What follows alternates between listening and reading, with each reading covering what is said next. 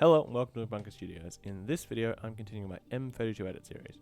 And today, we're continuing talking about effects. And we're talking about specifically reverb. It's definitely one of my favorite effects. So I'm going to talk about all the reverb effects that the X32 ships with M32, X32 have. So let's get right into it. Go! So, same as last week. I've got this page all set up to look through it all, and we've got reverb on effect number 2 here. So this is a bit of a standard hall reverb. Lots of fun. We've got the pre-delay, which let me just kill everything else. Sort of bring it in one at a time. You'll leave that. So the pre-delay is just that. It delays it before it goes into through the reverb. That's just a delay, really, which I'll talk about in a later video. I'll do probably delays next. We'll go through that, but delay is just delays it before it comes into this. So there's various effects there. If you want a little delay or a lot of a delay. Usually I keep it pretty low in the down here about a third or something. 60 is pretty good. Then we've got the decay. So decay is that, well, let's put it all the way up and let's hear that difference. Decay. So you hear that? It's the core part of the reverb, the bit that just keeps on. So the difference between delay and reverb is delay is it's sort of like an echo. You hear it once and then you hear it again quieter and then again quieter and then again quieter. Reverb just sort of holds onto the sound and drags it out and slowly gets quieter over time. But you don't hear like distinct repeats. That's sort of the difference there. So bring this down, not too much, and you'll hear sort of a reverb. It's pretty good. It's not great because size is really small. Let's make this a really big hall and let's see what that sounds like. Check. Ooh. Yep. Yeah. You can hear it sounds really big.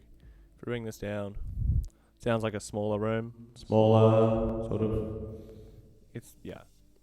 So they've done that really well. The size.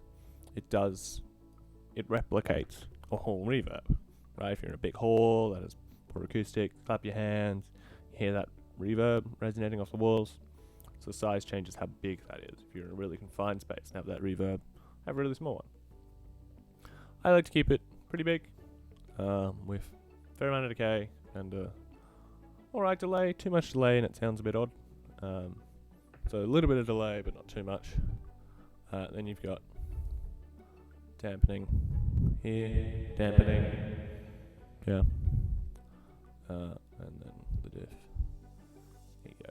It's sort of the more boring controls. They have less effect on it. And then last but not least, definitely boring, is just the level coming out. But we're going to pass through at 0. Simple. You can increase or decrease, but we'll just leave it here. And of course, you can save and load these settings. And there's a second page, but it's all boring. Have really high spread, or you can have really low spread. Yeah. These are, if you want to get really nitty gritty, you can look at all of these, but it's not something I edit much. Really, the top page is what you want to look at mostly. These, not so much. So yeah. These first 3 here are the big factors in the reverb. Everything else, you can look up articles and they'll explain these all in depth. Now, so that's hall reverb. It's very top. Then you've got like a few other reverbs. Rich plate, same. Something that's different is the vintage room. Pretty much the same thing. Honestly, But it's just got them, you know, vintage room. You've got decay, room size, density. Doesn't have 2 pages, but it's still got, you know, all the same sort of stuff.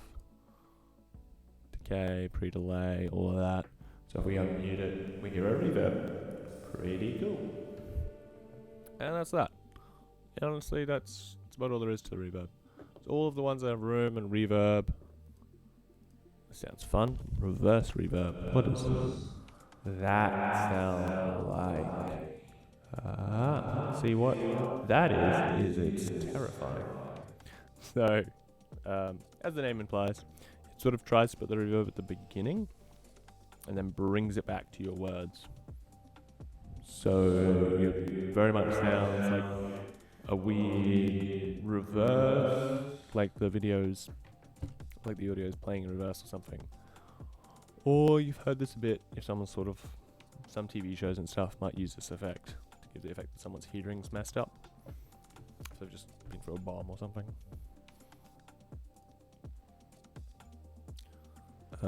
That's sort of. Then we get into the delays. So ambience would be very much the similar, right? Just a little bit. Some of these might have more of a. They're a bit of a default, but still the base settings that you can then change. Yeah. Some of them they give a bit of a different effect. A plate or a room or a vintage, it sounds a bit different. Even if you have the same settings, it just sounds a bit different because these are emulating physical reverbs. Like, if for a hall reverb, you'd play the sound in a hall and record it in the hall. So it's emulating that for a plate. They do it with a plate.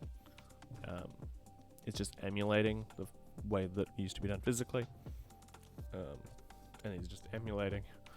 Honestly, these are emulating hardware plugins that were emulating the way you used to do it physically. So, but they're good. They're pretty good.